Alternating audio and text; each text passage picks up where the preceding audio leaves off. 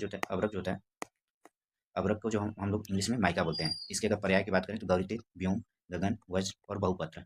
वज्र को ध्यान देंगे हम लोग। इसमें जो होता है, इसमें आकाश के पर्याय जो होते हैं वो सारे पर्याय अवरक के भी होते हैं, जैसे व्योम और गगन। इसमें बहुपत्र इसलिए बोला गया है क्योंकि इसे पार्ट-पार्ट में, मतलब पार्ट-पार्ट में ये टूटता है, ठीक है। अगर इसकी बात करें वेद की, तो इसके 4 वेद होते हैं। तो चारों से वर्ण वेद के अनुसार 16 वेद हो जाते हैं। कैसे होते हैं अभी बताता हूँ। पहले 4 वेद क्या कौन-कौन से होते हैं? पिनाक, नाग, मंडूक, वज्र। पिनाक, नाग, मंडूक और वज्र।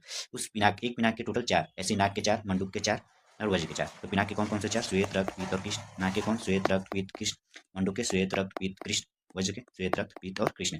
अगर बात करें पिनाक की, तो पिनाक को जो हम लोग देखा जाए तो वो अलग-अलग पार्ट में डिवाइड हो जाता है आसानी से। जो नाग होता है, अभ्रक का जो नाग वाला भेद होता है, ये जो होता है अगर इसको तप करते हैं तो सर की तरफ फुदकार मांगता है। और अगर मंडूक की बात करें तो इसको अग्नि तप पे तप करने पे मेढक की तरह ये कूदने लगता है। और वज्र को बोला गया सर्वश्रेष्ठ है, ठीक है।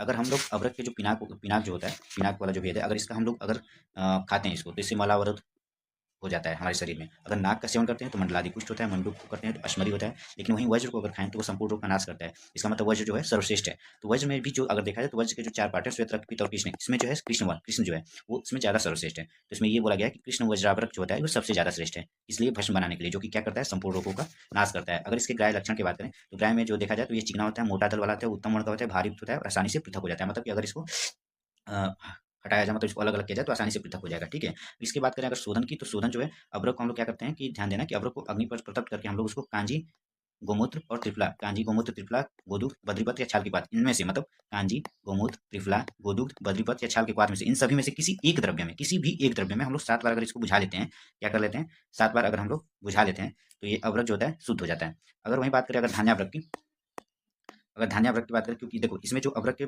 भस्म के निर्माण में देखा जाए तो धान्याभ्रक एक इंपॉर्टेंट पार्ट है। अगर धान्याभ्रक नहीं बनाएंगे तो जो अभ्रक का भस्म है वो उत्तम प्रकार की नहीं बनेगी, ठीक है। तो धान्याभ्रक का निर्माण क्या कैसे करते हैं, हम लोग शुद्ध अभ्रक लेते हैं एक पार्ट, और साली धान्य आप लोग पढ़े होंगे, साली धान का 1/4 पार्ट, इसको एक बोरे में रख के इसको हम लोग कांजी में 3 रात्रि तक डुबो कर रख देते हैं, ठीक है। और उसके बाद इस कांजी में ही इसका मर्दन करते हैं। तो इससे क्या होता है, हम लोग को अभ्रक जो है, जो धान्याभ्रक इसका जो निर्माण हो जाता है वो मिल जाता है हमको। मतलब इसको जो शुद्ध अभ्रक और साली धान को हम लोग रख के एक बोरे में कांजी में 3 रात्रि तक रखेंगे और उसके बाद मर्दन करेंगे, तो हम लोग जो है एक धान्याभ्रक का निर्माण करते हैं, तो वो धान्याभ्रक मिल जाता है हमको, ठीक है। इसी शुद्ध धान्याभ्रक को हम लोग लेते हैं यहाँ पे मारण में, मारण करने से क्या होता है, भस्म हमारी तैयार होती है। तो धान्याभ्रक को लेके कासमा स्वरस से मर्दन करने पे मर्दन करते हैं, फिर इसके बाद इसका हम लोग चक्री का निर्माण करते हैं और उसको सराव संपुट में रख के 10 गजफुट की जब अग्नि देते हैं तो अभ्रक भस्म बन जाता है। ये अभ्रक भस्म जो होता है स्टिका वर्ण का होता है, तो ये इंपॉर्टेंट है, ठीक है।